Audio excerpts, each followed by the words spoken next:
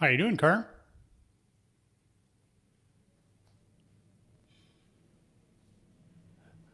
I don't know if he accidentally hit his mute button or what. Hey, hey, Oh, there, hey, I hear you. everybody. I'm sorry.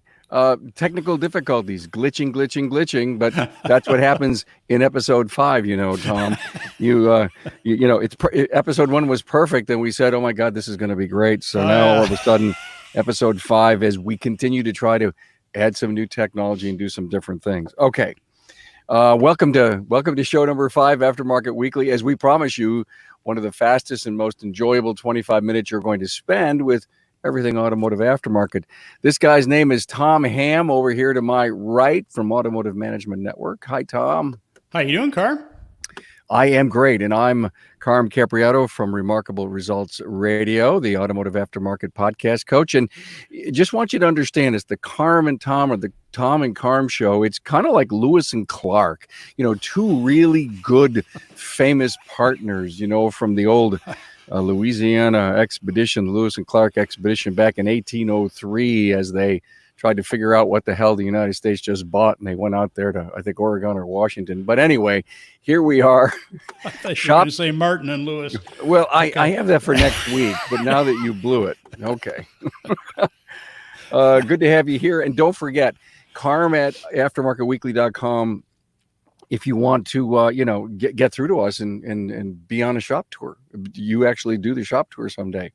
So listen, it's a magazine show, right? So we do stuff, and we are ready. I think, Tom, are you ready for segment 1? Yeah, we're going to go with some what's trending this week, and I'm seeing a lot more references to hitting the road, doing road trips. Yeah. The headline that I saw is, "Are you worried about flying?" People are worried about flying now with the virus thing. And here's the best new cars for a road trip, and they go on for their top 10 cars, et cetera, et cetera. But it was the concept in general that I saw it in it almost in a romanticized type way.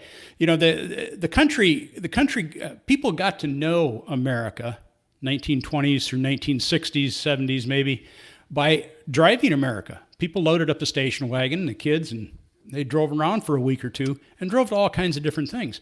And I've really noticed that people don't seem to do that very much anymore. I've noticed with some of my employees, I say, "How many states have you driven through?" And they'd say, "1." So, and just found out that their parents never did that. They don't do that. They're just not familiar with it. I thought, well, it's really cool if people would kind of get back to that driving around America and seeing all the cool things. There's like a generation and a half of people who haven't done this. When we were kids, it was turn on the TV at night and it was see the USA and your Chevrolet and the dinosaur show. And I remember that. See the USA. Yeah. And I took that seriously. I thought I had to do that when she sung that. Sure. So, and that's what my family did. They loaded up in Chevrolets and toured all over the country. And I did the same thing with our kids. And we've got a generation here that, when I talk to them, they haven't driven to Yellowstone. They haven't driven to the Grand Canyon. They haven't gotten a souvenir at Wall Drug. They haven't been to Appomattox Courthouse or the Liberty Bell, or driven through the Badlands. Or one of my favorite things, drive US 20 from coast to coast. US 20 is the longest road in the United States. Goes through 12 states, goes from the Atlantic to the Pacific. And Yep. you will see the country on US 20. It even goes through Yellowstone. US 20 is it's not far from my house here up, right? It travels south right of you a through little western bit. New York. Yeah. And, when you go, and here's the critical thing about, you're thinking, we should do that. Why don't we do that for a couple of weeks? Here's the critical thing. Here's the big thing. When you do that, you have to take your phone or whatever, and you have to set it to avoid interstates. You have to stay off the interstates. Interstates, you drive by America. U.S. highways go through America. Interstates are just like flying, except you're on the ground and there's a McDonald's every 50 miles. But you got to get on those U.S. highways to really see America, and you get a whole new appreciation for it. Now, how do we tie this back into the shop? Man, what a great campaign. We could start a campaign and get something big going, but even if we didn't, you could do that one-on-one with your customers and say, "Hey, have you driven to Yellowstone?" And they may look at you funny and say, well, you should do that. Get them talking about it, researching it. And you know what? We'll get your car ready. We'll make sure that you have a trouble-free trip. And if you do have trouble, we have friends along the way so we can fix you up. But let's get you out on the road. Let's get to see the country. Let's get to see America. And this is another thing where everybody wins. The customer wins, and the shop wins, and just everybody has a great time. What could shops do to encourage that? Tom, I think you nailed it. Encourage your customers to get out and do a road trip. Let's get your car in order and ready to go. Come in and tell us how far you're going to travel 1,000 miles. Well, we're going to check the car in depth. The thing I love about your road trip concept is that why don't you share your road trip pictures with us on our Facebook posts? Yes. How about, every day you stop, you go somewhere, take a picture and post it. Let's get a viral road trip pictures going on a shop's own Facebook page. Oh, absolutely. That would be fantastic. Now, if you're going to do that, it has to be a real road trip. We do have rules, So you can't like fly to Wyoming and get a rental car and drive to Grand Canyon. That doesn't count. That's cheating. Wherever you live, you have to drive to Yellowstone. You have to drive to the Grand Canyon. You have to drive to wherever it is. And stop. Send us some pictures. We may show a couple of them on the show here. I may put a few on the website. Definitely the Facebook page, and that would be fun. What a great idea! Thanks so much for that. To motivate us, it's the perfect time of the year to be talking about road trips. What's next, Tom? Oh, let's see. We went to surveys, as we do. Surveys segment every cool. week. So we went back a little bit, and we talked about on how Automotive Management Network, we make the surveys valuable instead of just interesting. We make them valuable for management. And this is a great one for management.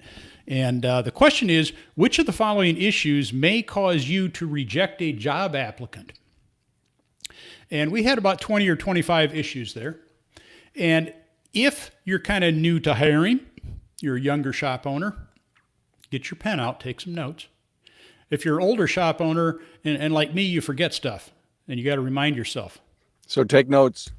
Yes. Top 5. Number 5, late for the interview. If they're late for the interview, they're definitely going to be late for work. So let's just cross them off. Right. Number 4, negative comments about past employers, which means after they work for you for about a week, they'll be talking to their friends, etc., and what a rotten person you are. That's just the way you're just going to get added to the list.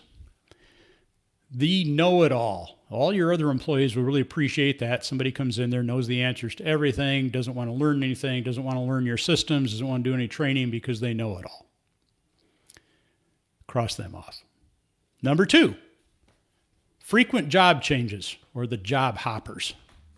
They've had 7 jobs in the last 3 years, and you're hoping that maybe if you hire them, they'll stay with you for 10 years.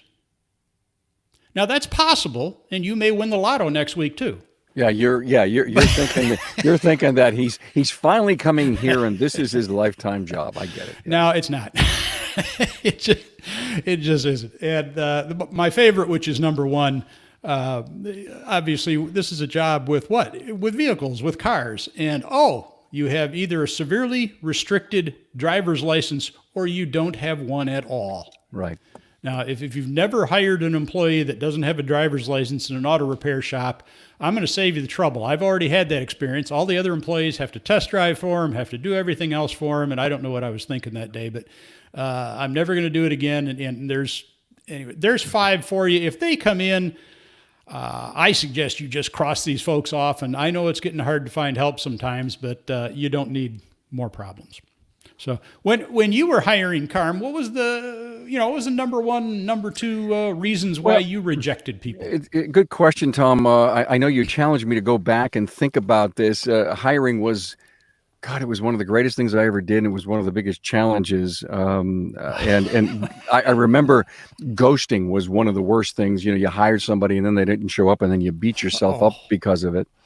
But preparation I wanted someone to come in and know something about my company. I wanted them to know something about the job. And if they didn't know anything about it, they were just checking a box.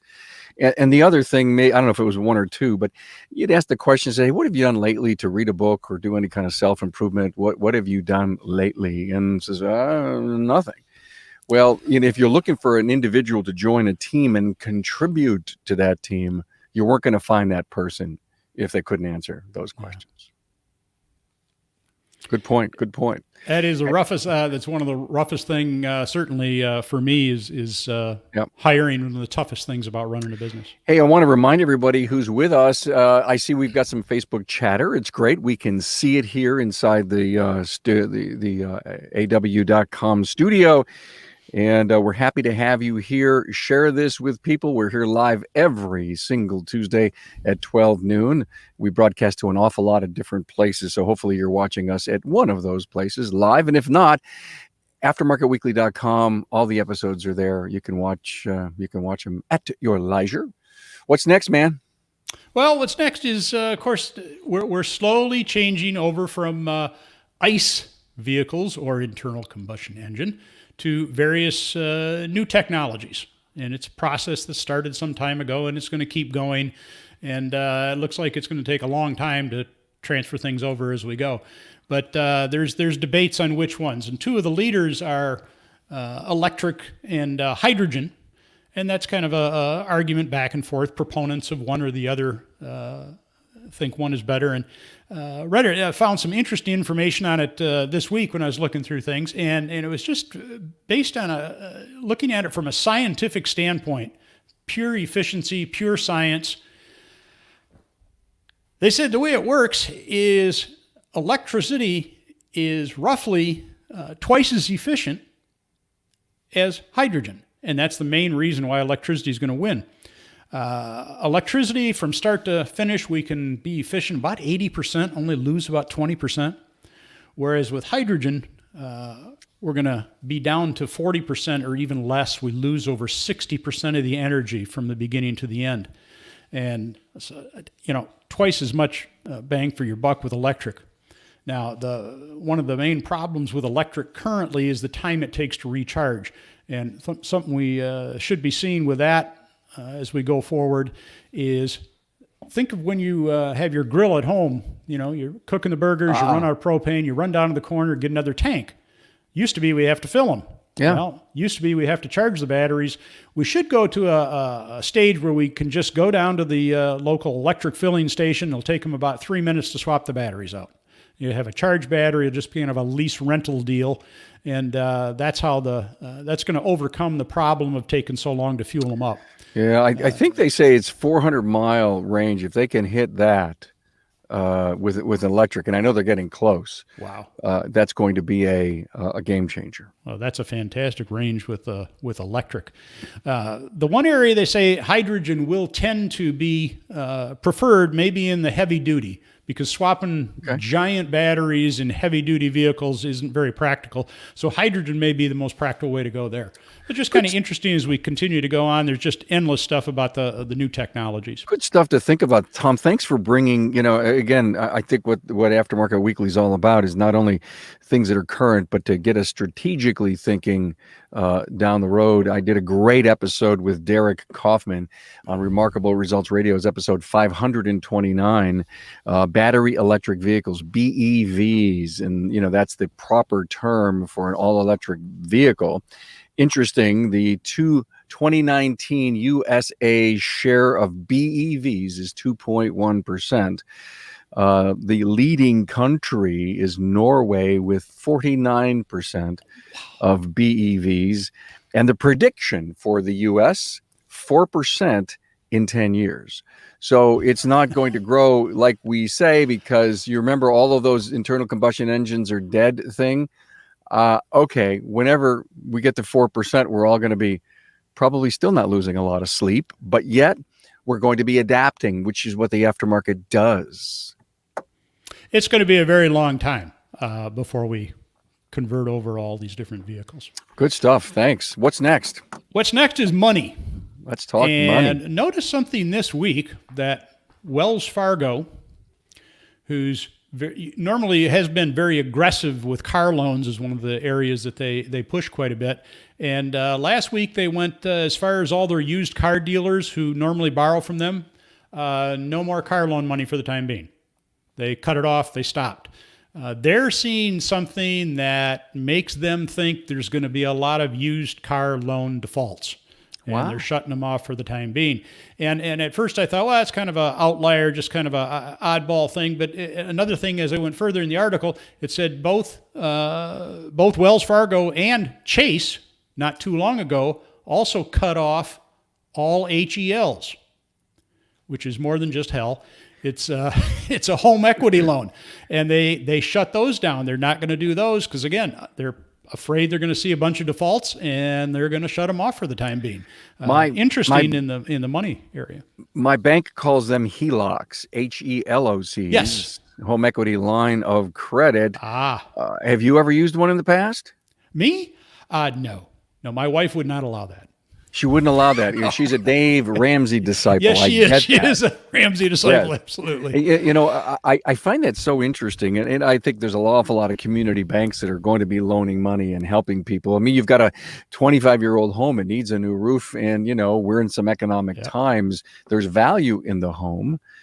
If your appreciated values have been right over the years, that's the best place to get that kind of money is HELOCs. That's interesting, Tom. And at least with that you're borrowing money on a theoretically an appreciating asset over a period of time at least. Right. And that's the other one, auto loans, and maybe we could make a segment on that more as time goes on. But auto loans is just borrowing money on a depreciating asset is one of just the worst uses of money in the world. Hey, you know what? I think what we should do is have Deb on one day and talk about how to pay everything with cash. Yeah. Hey, we have a guest with us, Andy Polina. You want to go? You want to do it? You ready? Hey, Andy, are you there? I'm here. Oh, baby, Pleasure.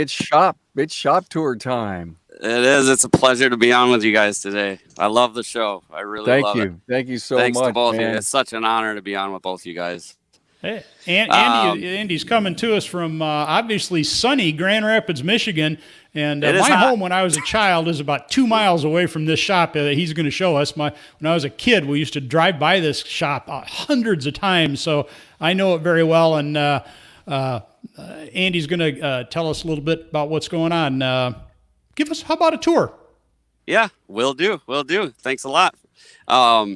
First of all, let me see if I can switch this camera around here. Oh, shoot. Well, that's okay. Practice. Sorry about that. And just to let everyone know, we had a practice session yesterday. And you know what? And it was actually Andy who said, "Oh, I finally figured it out." And so I know that it's just a finger away here. What we have determined in general is that when it comes to cameras, the Androids are a bit easier to operate than iPhones. We have determined that. Yeah, well, I'm gonna do this. I'm gonna do this blindly for you with the other camera. You'll do good. You'll do good. All right, let's do this. All right. Okay. Hold on one second. Go for it. All right. This is. Had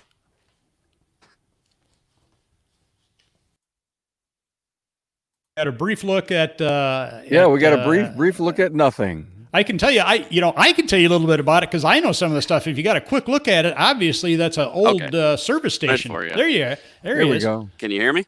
Yeah. All right. Sorry about that. This is the intersection. I'm in the Alger Heights neighborhood of Grand Rapids, Michigan. Got some construction going on. It's a very busy intersection. This is the front of the old shop. It's been around since the 20s or so. 100 years. It was a stage stop before that. Much smaller, but it was a stage stop, the last one between here and Kalamazoo, Michigan. Let me bring you inside here, and hopefully I can do this without looking at the screen, but let's head on in and bring you into the waiting room, which is one of my favorite parts. This is the front two bays. Hopefully you can see it well. Yeah. we'll walk into the waiting room. My wife is here today helping out. Let's see. This is the waiting room. We just remodeled this about 5 years ago. This is actually all barn wood from a 100-year-old barn from here in Michigan that we use. This is one of the beams from that. Very proud of it. This is a picture. I don't know if you can see it, but this is a picture of the shop back in the 50s.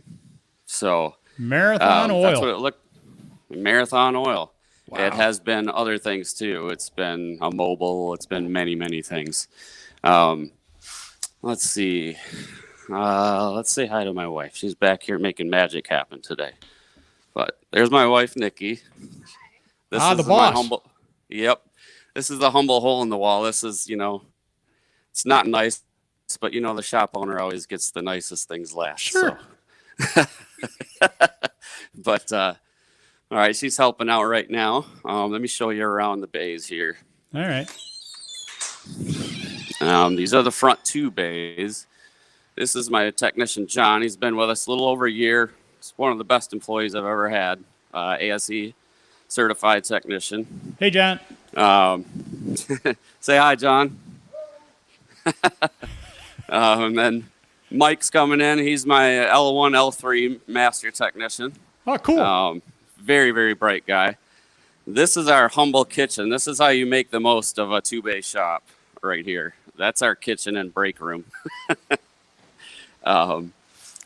Remember right. it well. Yep.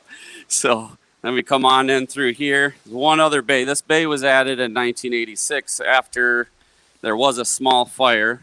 The previous owner added this on. Many rumors about how it burnt down, but we won't talk about that.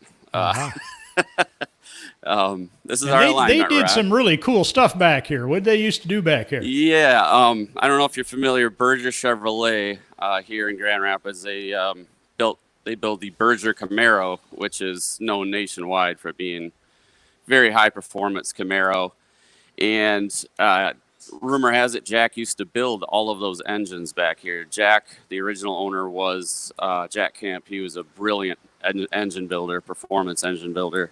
He bought this place when he was 18, back in the 60s, and I bought it from him in 2007. We have to maximize space around here, as you can see. We try to store things upward. Yeah. A lot of tool storage back here. But yeah, we have to make use of every inch of this place, and it works out well. It proves it's something I want to tell everybody, that you don't need the shop mahal these days to make a comfortable living doing this. You can still be modern. We have factory scan tools here, the big 3 factory scan tools, scopes, hybrid tools, everything you need. You don't necessarily need to have the multi-million-dollar shop to really make it happen. A lot of guys start out like this, and you can do it.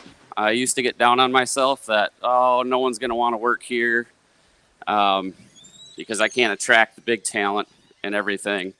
But, looks like you have attracted some big talent. I have. They are excellent technicians. And my service advisor actually just moved on to bigger and better things. He's 25, and I didn't expect him to be here forever. So, on the subject matter you were talking about before, with hiring people, you want to be prepared, because you want to hire Mr. Right, not Mr. Right Now. And Rick White's my coach, and he taught me that. So I'm not rushing to hire another. Yeah, I'm not rushing to hire another advisor right away. I'm going to find the right guy. But it's fantastic, and it's almost coincidental. The first several shops that we went to just happened to be really big shops. I mean, some of them were 10, 12,000 square feet. I can't even imagine that. And but the reality is, more shops are more like this. What we're seeing today, you have the typical shop. This is kind of the backbone of the independent industry. This is where most people start, and some people stay here, and they're comfortable and it's cool. And some people get something bigger, and it's just somebody likes chocolate, Well- somebody likes vanilla. It's just a different way of doing things. And like you say, you can make a good living in a 3-bay shop. That's right. And the thing is, we're in a really tight-knit neighborhood here in Alger Heights. I mean, everybody knows each other. Grand Rapids is a fairly big city, but we try to keep the small town feel. I can expand. I do have another half an acre behind me to 6/10 of an acre to expand. But Okay. I'm just, I'm going to let my business talk to me and tell me when that's the right time. My dad always taught me that. He's a very smart businessman. Well, that's a good one. I think that's a good quote. Maybe everybody can hang on to. Let the business talk to you instead of you trying it will to too. shove it. I mean, and let me make a comment on that, Andy. I love what you just said, but you got to listen to the business at the same time. So if it's talking to you, you have to listen, and you need to feel. I've always been a fan. Go into the business, turn off all the lights, the door's closed, the business is closed for the day, turn on the night lights, and just stand in it and watch and learn and listen, recall the daily activity, and you'll start hearing, you'll start listening, and the business will talk to you. I think it's one of the things that I did for years. Yeah. I love that. Yep. That's great. I mean, and when it'll tell me when capacity is, we're at capacity. I can't take on any more. I got time to build. You don't need to rush it. I don't have to do anything if I don't want to. We'll see. I'm comfortable. I'm not money motivated, really. I just want to have a comfortable life, and I want my technicians to be, and employees, team members to be completely happy. That's really all I care about. And It looks like you're doing a great job. And Andy, thank you very much for touring the shop, for letting everybody in and getting everybody to look around. We really appreciate it. Well, I apologize for the technical difficulties, but we have it every time, so it's just a little different. It's a different adventure every time. That's why it's live. It's not stage. This is all live, folks. Yeah, Tom and I have a goal. We have a goal, Okay. Andy. The 100th episode, we'll get it right. Yeah, somewhere in there. Hey, man, you got to shoot for something. Yep, but I'm so honored to be on here. Thanks again. I look up to both of you very much, Carm. I listen to your show all the time, and Tom, I've stopped by and you've given me valuable advice and put me in the direction of Rick White. And It's been a great adventure. You guys supply a lot of knowledge to the industry. I appreciate it. I'd love to be back with you guys again. So happy. We'll do it again sometime. Thank you, man. All right. Okay. You have a great one, guys, and stay cool out there. Bye. Thanks so much, Andy. All right, Great thanks a tour. lot. Great tour. Thanks. Wow. Hey, you picked another great one for us, my friend. That was great. I love the small neighborhood professional service center. That's what Andy has.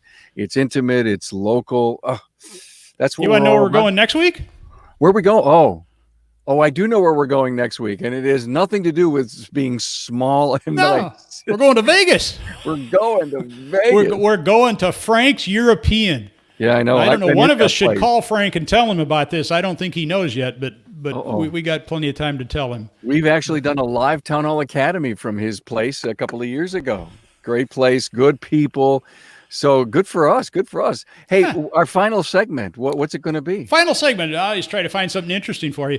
Recently, Carm, this is going to be Where Am I? Recently, I walked through 4 car dealerships. And they were only a few feet away from each other. How's that? And it wasn't a display in a museum or anything. These were 4 standalone brick and mortar buildings, but they were really close together. And the first one was a Ford dealer. They had a Model T in there. And the second one was a Lincoln dealer. And the third one was a two-make dealer. They sold Cadillac and LaSalle. And the fourth one was a Franklin dealer. Now that's got to tell me that you're probably in a museum. Kind of. Mm-hmm. Yeah. It's the 90-acre Gilmore Car Museum. Oh, wow. It is the largest car museum in North America. And it's in a huge town called Hickory Corners, Michigan. Just kidding about that. It's just a little corner of a couple intersections. It's not near Detroit. It's on the other side of the state. It's actually quite near Kalamazoo. Okay. And if you've never been there, Gilmore Car Museum, you really got to go. Just a fantastic fantastic place. Spend the day and see stuff that you will just fall in love with. How cool is that? Well, I've been to the Peterson Museum in Los Angeles, a multi-floor place. It's when I actually got an award there, and that was a ton of fun because they had some real special exhibits. They had an entire room full of Porsches from the birth to now in Porsches, and it was so cool to see the evolution of the Porsche. Yeah, and all the race cars were there, and everything was just so cool. Well, you know what? I think we outdid ourselves today for some crazy reason. I loved this show. Great topics, Tom. We do this each and every Tuesday at noon, like we have nothing better to do. In fact, I get up Mondays. I just can't wait for Tuesday. Same here. Love it. So next week, this is the last time for a while. We're going to do it in Florida. We're going to go up to Michigan and try doing it from up there next week. Okay. Well, you're not going to be but 7 hours from me. Maybe we should meet in the middle and have lunch. Maybe we should. Well, thank you so much, Tom Ham, Automotive Management Network, Carm Capriato, Remarkable Results Radio. Thanks for being here, everyone. And road trip photos. Send us the road trip photos. Yeah. Oh, that's right. We want your road trip photos. We'll actually open up a photos page on the website. Yeah. Great idea. Thanks, everyone. Have a great week. All right. Bye-bye.